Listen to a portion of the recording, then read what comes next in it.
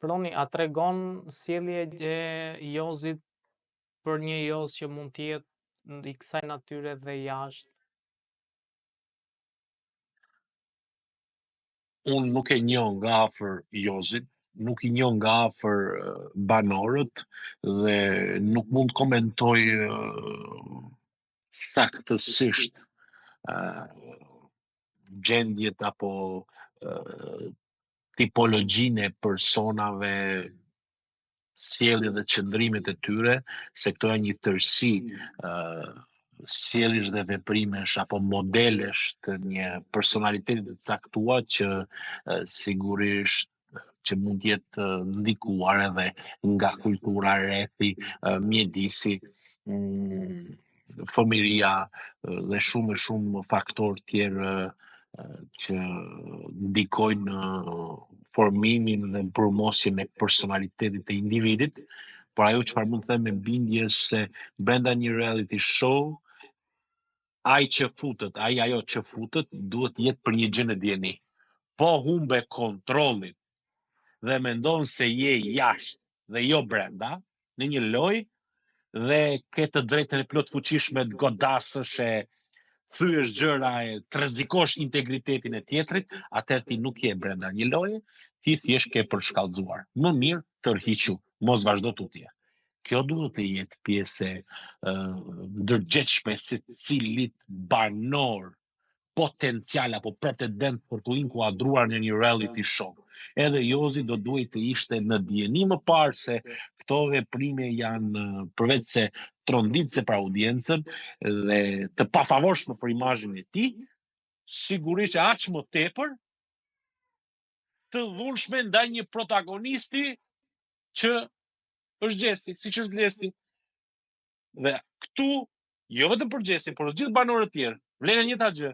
Të gjithë aty janë të barabartë dhe nuk ka drejt asnjëri as tjetri të dëmtojnë integritetin dhe mirëqenien apo shëndetin mendor të tjetrit duke abuzuar emocionalisht njëri tjetrin, sepse një reality show pra ka rregulla. Prandaj e thash më parë, nuk e di, bes jam mësuar, do doja ta dija nga produksioni. A ka një vëzhgim të vazhdueshëm, monitorues, vigjilent nga produksioni pra për këto situata të mundshme që mund të eskalojnë e mund cilësohen si të përshkallëzuara. Pra kur them vëzhgim, ka staf të veçantë që mund të analizojnë me vëmendje para se të ndodhi një situatë e eskaluar, para se të ndodhi situatë e përshkallëzuar, të ndërhyjnë dhe të ruajnë qetësinë apo stabilitetin e sjelljeve të ndërvepruara mes banorëve njëri me tjetrin. A ka një staf të tillë ky produksion që vëzhgon sjell apo thjesht e lë të rezultojë si nga shkaku në pasojë dhe bëhet pastaj kur bëhet shkak pasojë rezulton situata ashtu siç e shohim.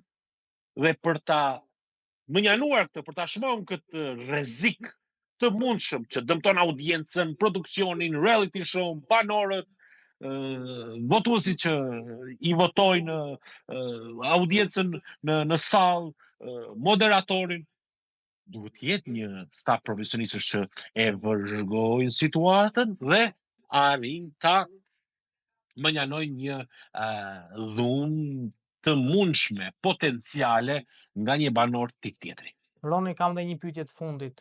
Çfarë pasojash mund të kenë këto incidente, po themi që s'është rasti i vetëm, po kujtojmë dhe rastin e Xhibanit me Gjestin, qoftë edhe ky rast i fundit i Jozit me Gjestin. Çfarë pasojash psikologjike mund të kenë këto incidente tek Gjesti në të ardhmen?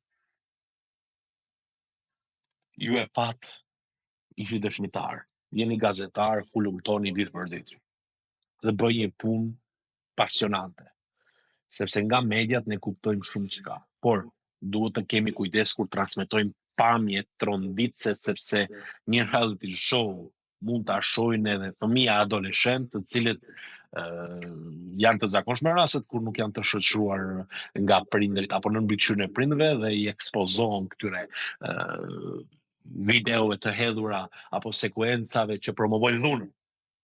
Dhe tani, ju po pyesni për pasojat psikologjike të gjestit që mund t'i vuaj në të ardhmen. Gjesti dje ka faktuar edhe një gjë, përveç që është një djalë i ri me shumë perspektivë në të ardhmen, një talent në botën e muzikës, një protagonist për të fituar titullin në bigun e Shqipërisë, dua të ndaj një specifik. Gjesti e ka dëshmuar dje që ka një inteligjencë emocionale që gjithë të tjerë mund ta kenë lakmi dhe mund ta marrin shembull frymëzues në jetë. Ai arriti të kontrollonte gjendjen e tij emocionale duke vazhduar lojën dhe duke ruajtur qetësinë e tij. Pse ju mendoni që Gjesti nuk do të kishte kapacitete dhe mundësi të reagonte ndaj një veprimi të tillë brutale të dhunshëm? Si mendoni ju? Sigurisht që do mund të reagon. Se cili njeri ka mekanizmat e mbrojtjes dhe të reagimit ndaj rreziqeve apo veprimeve të dhunshme që mund marrë nga tjetri. Por e veçanta është këtu se secili njeri mund ta ruajë qetësinë sepse përfiton shumë pastaj. Dhe kur them përfiton shumë pastaj, shmanget situata, vazhdon, lojë, ndjek rregulla, procedura dhe kjo është cilësi zakonisht breslënse e Gjestit sepse ruajti qetësinë, vazhdoi lojën dhe ne brëm e pam se kush është fituesi i bigut të Shqipërisë. Dhe kjo e karakterizon Gjestin, inteligjenca emocionale. Një person që mund të ketë karakteristikat po kësaj inteligjence, mund vuaj pasoja psikologjike, por shumë pak ndërhyrëse në performancën dhe funksionalitetin e jetës së tij të përditshme, sepse ka mbështetjen e publikut, ka mbështetjen e njerëzve të cilët e kanë parë Gjestin çfarë shpirt masie ka dhe çfarë ka ofruar në këtë reality show, e sigurisht që kjo Gjesti do t'i ndihmonte të menaxhonte simptomat ose përjetimet e pafavorshme psikologjike, emocionale në një reality show. Dhe unë kam bindjen se gjitha këto do t'i kaloj lehtësisht, sepse ai përveç që është fitues në gjithë zemrat tona, në mendjen kolektive të shoqërisë shqiptare, ai është edhe shembull konkret se si ne duhet të reagojmë në situatat kur ndjehemi të kërcësuar nga njerëz të cilët ushqejnë frustrim dhe pasiguri e që lehtësisht mund të na projektojnë tek ne ato ndjenja dhe mund të përshkallëzojnë goditje dhe veprime të dhunshme. Roni, shumë faleminderit për kohën dhe të uroj fundjavë të mbar.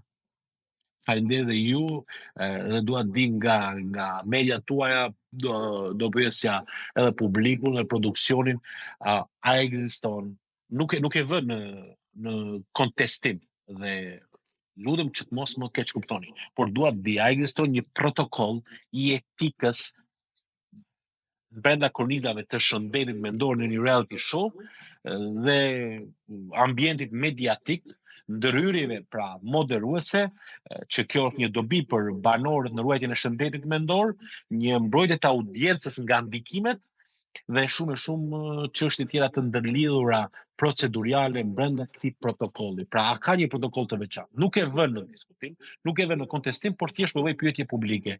A ekziston apo duhet të përpunohet apo të riplotësohet ky protokoll në mënyrë që ne si audiencë, si spektator mund t'i vuajmë pasojat e një gjendje të bingarkuar emocionale kur shohim sjellje dhe veprime të tilla të dhunshme. Kjo është ajo që më intereson. Faleminderit dhe ju për punën tuaj dhe sigurisht që jemi këtu për trajtuar, diskutuar shumë çështje të rëndësishme me këto tematika.